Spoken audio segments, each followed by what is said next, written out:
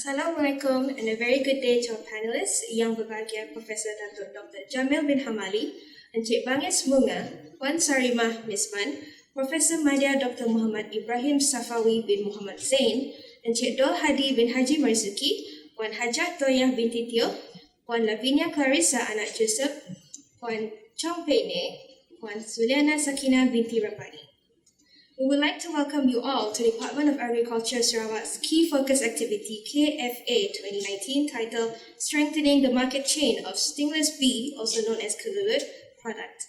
It is indeed a privilege to invite our honourable panelists to join us for the site visit.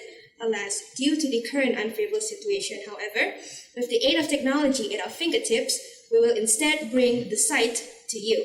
Sit back, relax, and enjoy the experience of seeing the Stingless Bee product from the farm to its end product.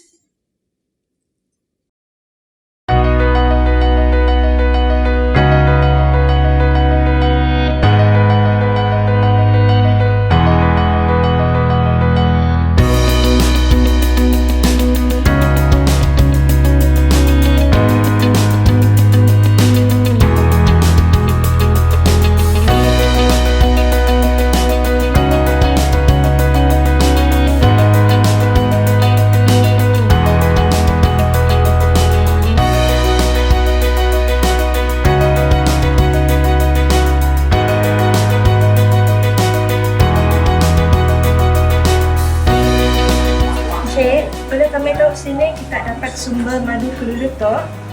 Sumber madu kelulut ni kami dapatkan dari penternak yang dibimbing oleh Perhimpunan Peladang di Kampung Belungi. Oh, Kampung Belungi ya di sini oh. Kampung Belungi kalau kita pergi dari sini lebih kurang 15 km daripada ofis ini, tidak jauh. Mun kami mau pergi ke tempat tu bolehkah? Boleh, nanti kalau kita mau pergi ke Sia, nanti saya boleh atau appointment dengan penternak di sana. Oh, boleh juga, boleh. Sebab kami memang berminat untuk tahu lebih lanjut pasal madu kelulut tu. Okey, boleh.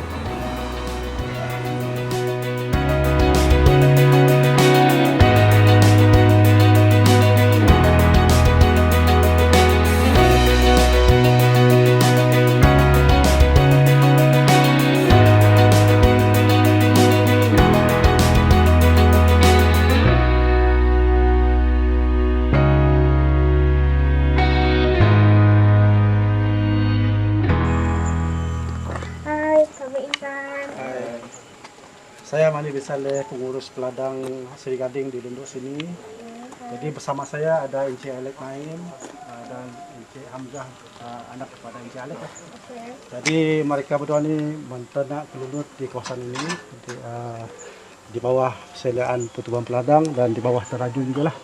Jadi ada dua teknologi yang ada di sini, iaitu cara lama iaitu menggunakan topping seperti biasa lah. Dan yang terbaru ialah menggunakan Mustafa Hype yang diperkenalkan oleh USM kerjasama dengan teraju.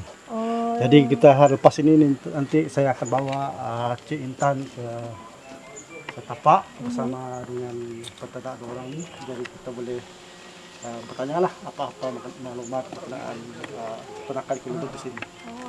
Jadi kita sama-sama pergi ke tapak. Jom.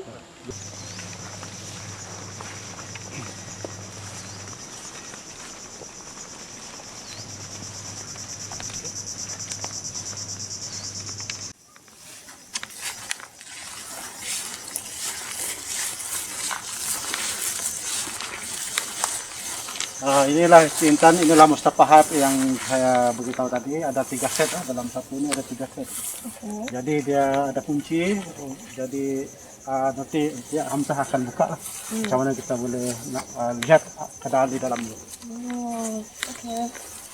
Okey, sila buka.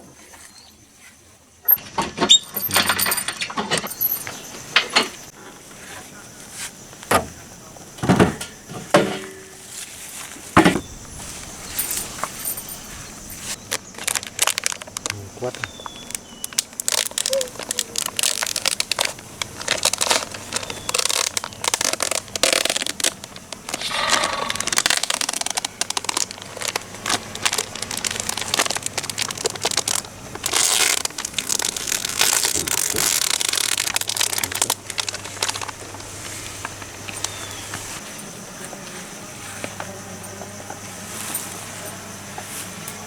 macam tu rupanya sarang kelulut.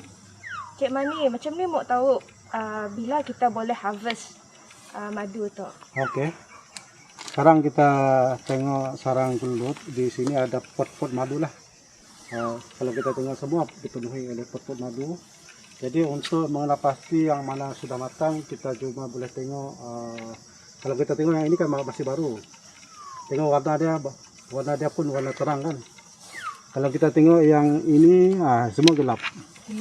Jadi kalau yang gelap tu sudah lama, kayak yang terang tu masih baru. Jadi untuk kenal yang matang, kita mesti tengok. Kalau gelap tu semua matang sudah. Kalau yang masih ada sikit terang-terang macam ini, bagaimana itu belum matang. Jadi kita cuma harvest yang gelap ni lah.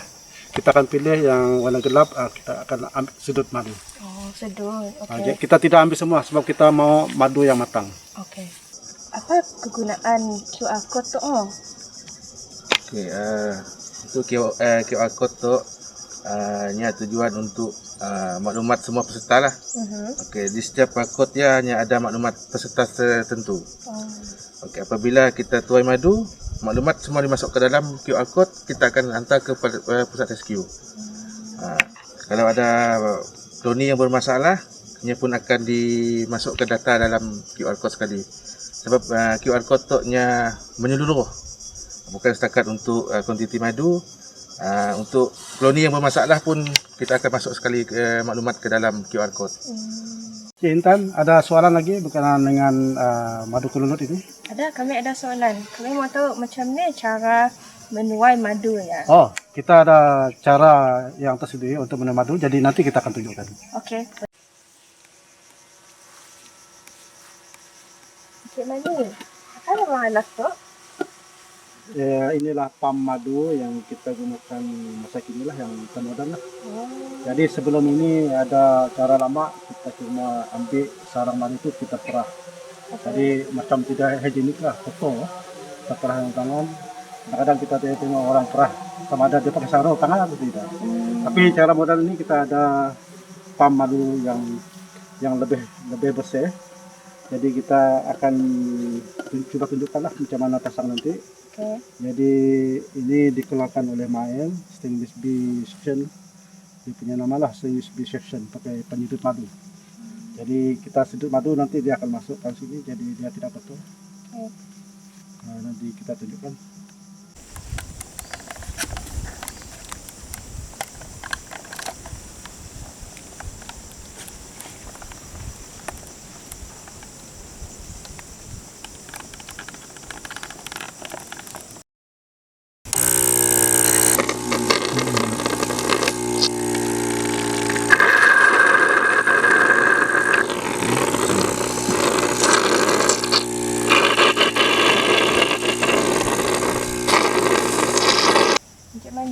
Sebelum teknologi Mustafa Hais tu, macam mana cara lamanya? Okey, nanti saya terangkan, kita pergi tengok yang lama. Okey.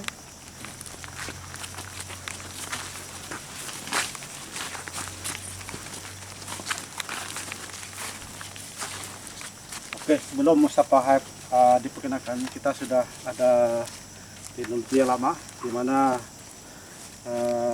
sarang kelulut yang dari hutan tadi kita pindahkan ke kota Hais inilah. Jadi saya akan tunjukkan.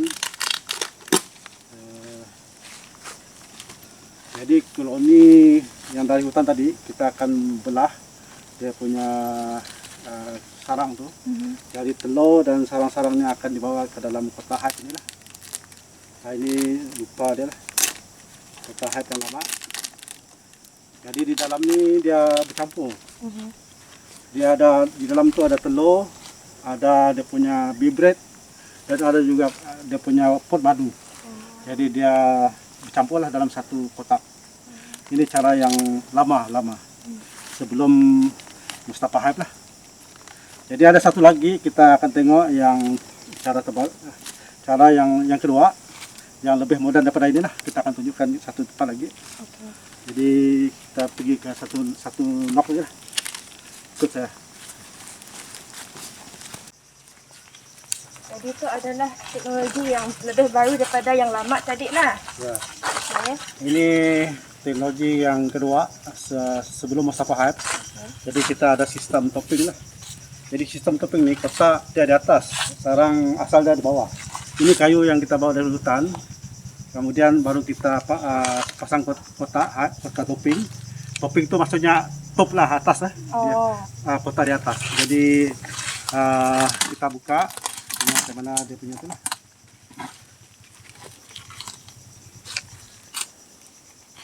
Jadi yang tu udah makan ke CO? Kita tengok dulu sampai ya.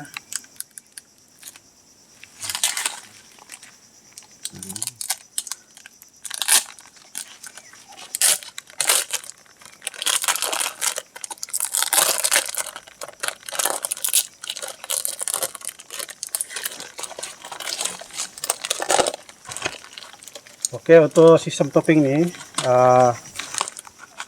telur dia masih di bawah sini. Telur dia masih di bawah bersama dengan roti atau bee bread, dan ada sebahagiannya pot madu untuk bekalan makanan kepada anak-anak telur yang ada dalam ni.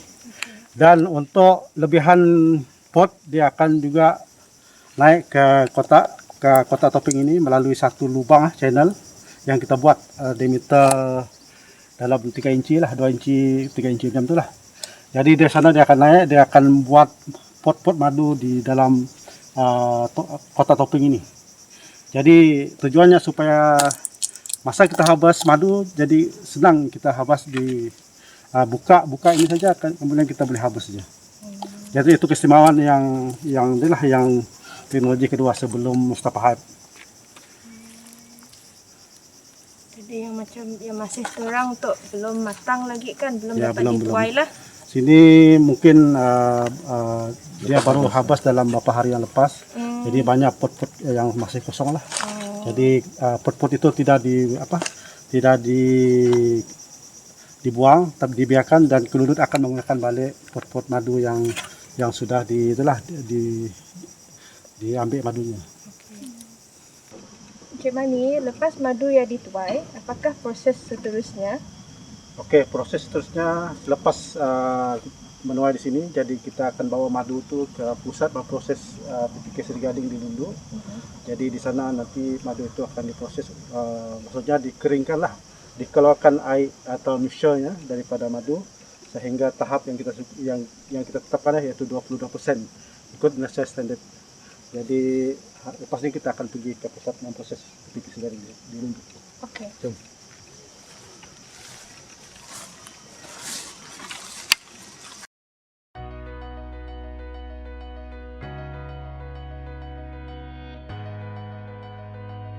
Encik Mani, selepas madu yang dituai dari ladang ternakan Ladena, apakah langkah seterusnya?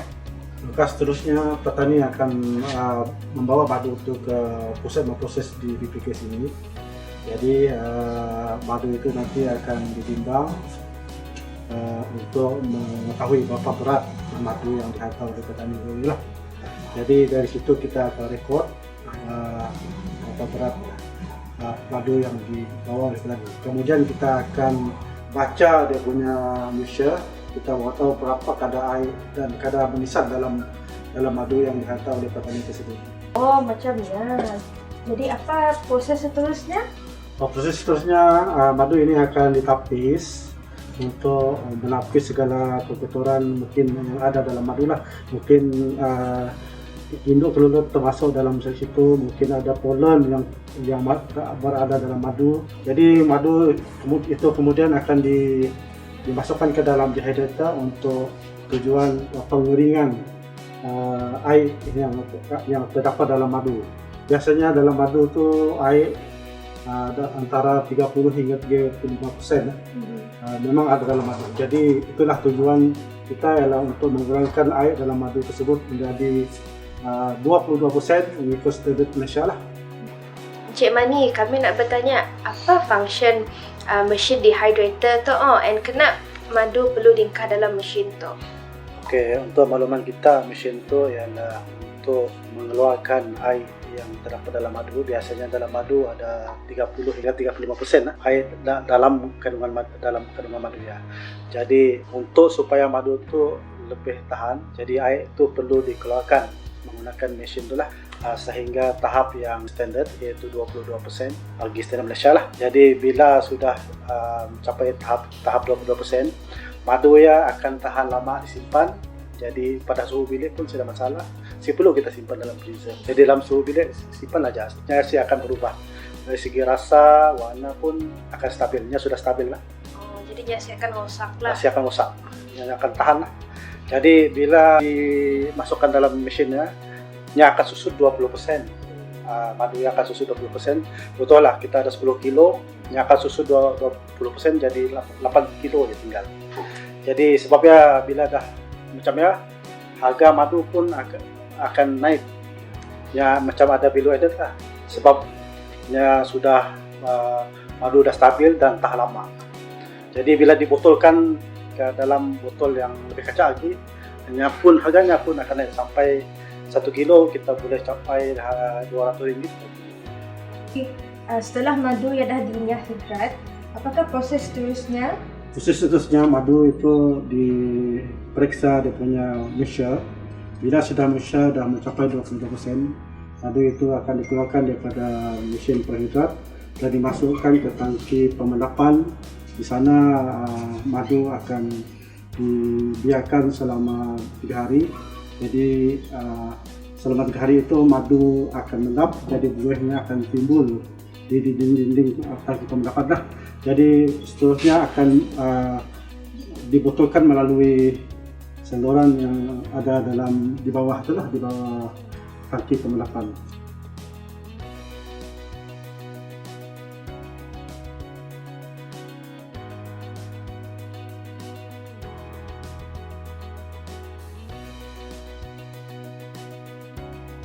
Okay, untuk makluman kita, PPK Kineto kena mengolah sebuah bangunan untuk memproses madu yang bertaraf GMP dan mendapati keperluan untuk mengambil sijil halal.